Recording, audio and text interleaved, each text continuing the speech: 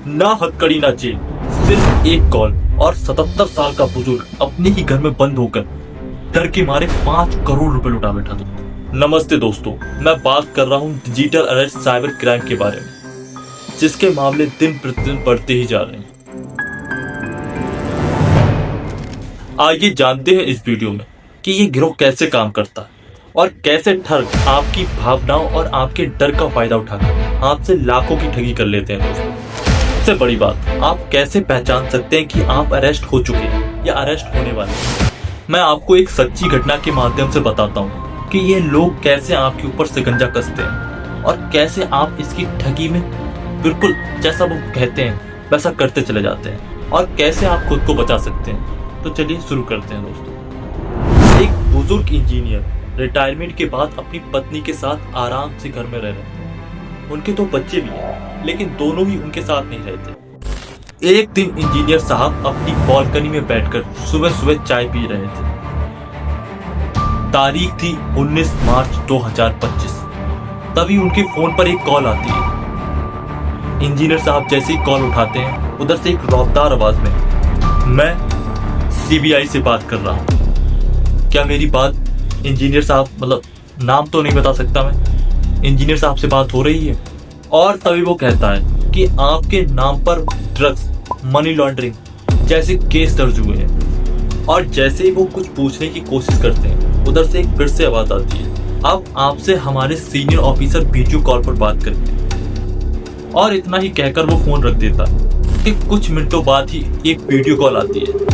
जैसे ही इंजीनियर साहब video call उठाते हैं तो उनके सामने एक ठग पुलिस की वर्दी पहने बैठा होता है। उसका बैकग्राउंड भी बिल्कुल पुलिस स्टेशन जैसा था। आपके आधार कार्ड मिसयूज की कंप्लेंट रजिस्टर की जाएगी और आपको यहाँ से कंप्लेंट कॉपी। वो कुछ नकली डॉक्यूमेंट्स दिखाता है और बुजुर्ग इंजीनियर से कहता है कि आपको डिजिटल अरेस्ट कर लिया गया है। उनसे कहा गया, आप घर में तो रहेंगे लेकिन हर चीज हमारी निगरानी में होगी। इंजीनियर साहब सामने पुलिस को देखकर सब कुछ सच मान बैठते हैं और फिर शुरू होता है मानसिक प्रताड़न। और दोस्तों, ये मानसिक प्रताड़न लमसम 58 दिन तक चलता है। इस 58 दिन की अवधि में लगभग 5 करोड़ रुपए अलग अलग खातों में इंजीनियर साहब से ठग ट्रांसफर करा लेते हैं। तो दोस्तों, पैसे तो गए ही गए, लेकिन आप सोचिए कि उनके साथ एक मानसिक प्रताड़न कितना हो। यह एक इकलौता मामला नहीं है दोस्तों। एक रिपोर्ट के मुताबिक 2022 में डिजिटल अरेस्ट के 39,925 मामले दर्ज किए गए थे। वहीं ये अगली साल 2023 में बढ़कर 60,000 लगभग डबल हो गए थे। दोस्तों, 2024 में यह संख्या 1,23,000 हो गई थी। अगर यही रफ्तार से केस बढ़ते गए तो यह संख्या 2025 में लगभग 1.5 गुना हो सकती है। दोस्तों, मेरा सीधा आपसे यही कहना है कि यह कॉल आपके घर पे भी आ सकती है। सबसे बड़ा सवाल दोस्तों, कि आप इससे कैसे बच सकते हैं? क्या सरकार किसी को डिजिटल अरेस्ट कहती है? क्या है प्रावधान और आप इससे कैसे बच सकते हैं? तो दोस्तों, मैं आपको कुछ टिप्स बताता हूँ। भारतीय आपराधिक कानून के तहत डिजिटल अरेस्ट का कोई प्रावधान नहीं है।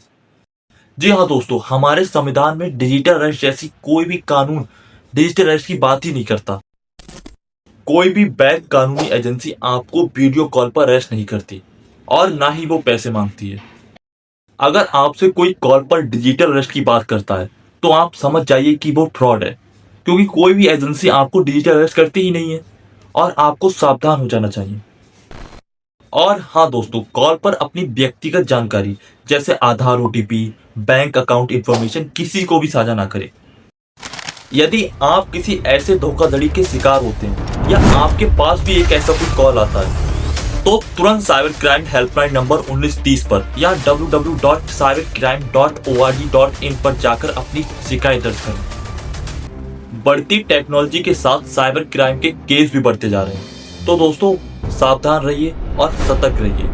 अगर मैं अपने पर्सनल ओपिनियन से कोई सलाह दूं तो दोस्तों, ज्यादातर ठग बुजुर्गों को निशाना बना रहे हैं।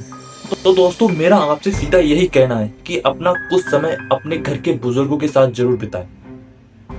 आई एम श्योर कि आपको वो कुछ अच्छा ही सिखाएंगे। चलिए दोस्तों, आज के लिए इतना ही।